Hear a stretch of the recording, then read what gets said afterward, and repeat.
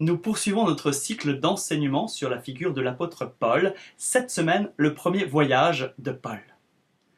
Frères et sœurs, je vous invite à relire dans le livre des Actes des Apôtres, au chapitre 13 et 14, le récit du premier voyage apostolique de l'apôtre Paul.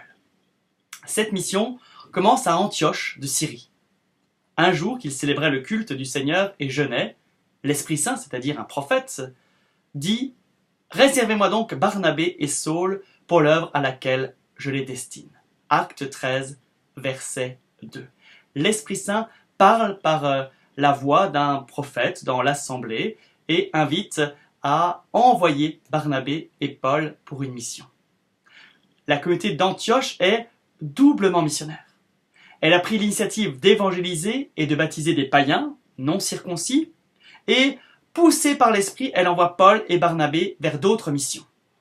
Verset 4 du même chapitre 13, « Alors, après avoir jeûné et prié, ils leur imposèrent les mains et les laissèrent à leur mission. » Depuis la première Pentecôte, les croyants savent que c'est l'Esprit qui rend l'Église missionnaire. Et Saint Luc ne doute pas qu'être envoyé par l'Église, c'est être envoyé par l'Esprit. C'est pourquoi il écrit au même verset 4, « Eux donc envoyés en mission par le Saint-Esprit. » Paul, Barnabé et Jean, surnommés Marc, évangélisent l'île de Chypre, qui est la patrie de Barnabé, en commençant par les synagogues. À Paphos, le proconsul Sergius Paulus entend parler de leur prédication synagogale et les convoque. Il a une cour de philosophes, de magiciens, dont le juif Bar Jésus Élimas, magicien et faux prophète, parasite et directeur de conscience qui craint pour sa place et s'oppose à Saul appelé Paul. C'est là que s'opère son changement de nom, acte 13, verset 9.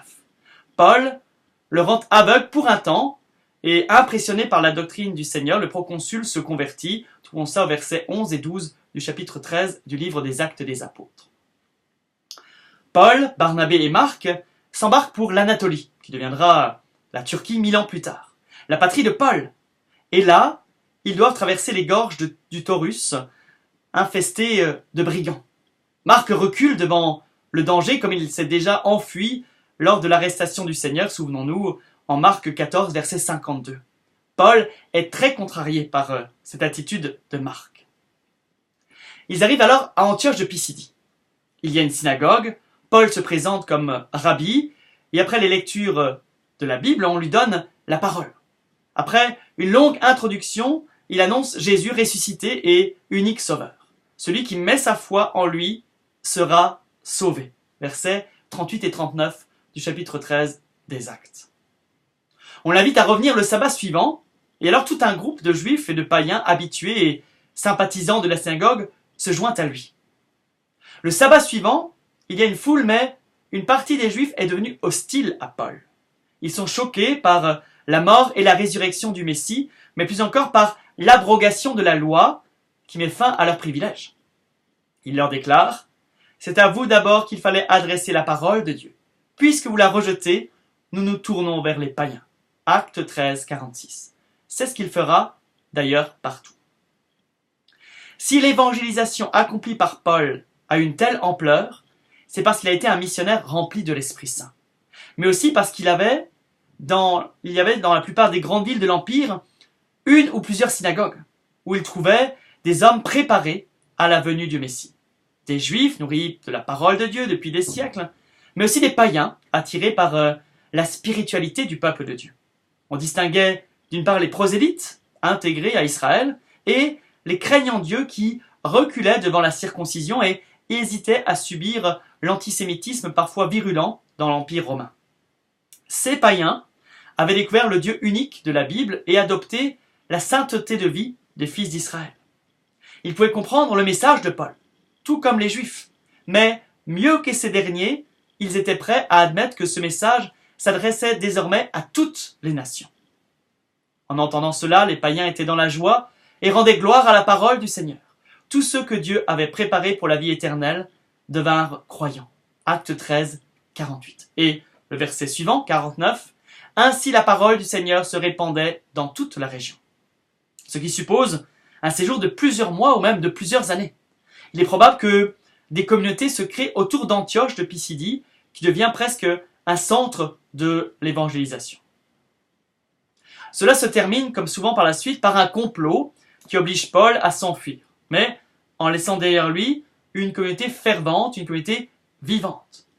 Quant aux disciples, ils étaient pleins de joie et de l'Esprit Saint, nous rappelle le verset 52 du chapitre 13 des Actes. Parvenu à Iconium, aujourd'hui Konia, Paul trouve une population de Phrygiens et de Gréco-romains, dont certains fréquentent la synagogue.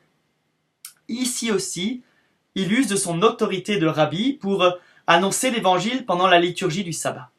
Chapitre 14, verset 1, « Ils parlèrent de telle sorte que des Juifs et des Grecs en grand nombre devinrent croyants. » Après un séjour assez long pour constituer une communauté, il doit de nouveau s'enfuir.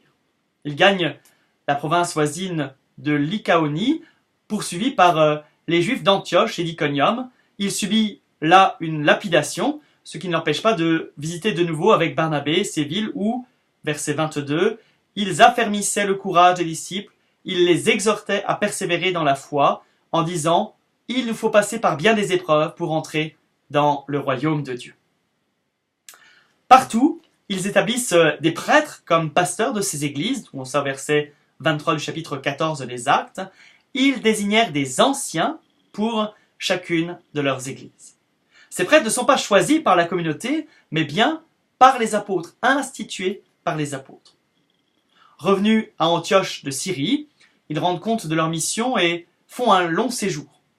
Leur voyage a pu durer entre 3 et 5 ans, entre les années 45 et 49.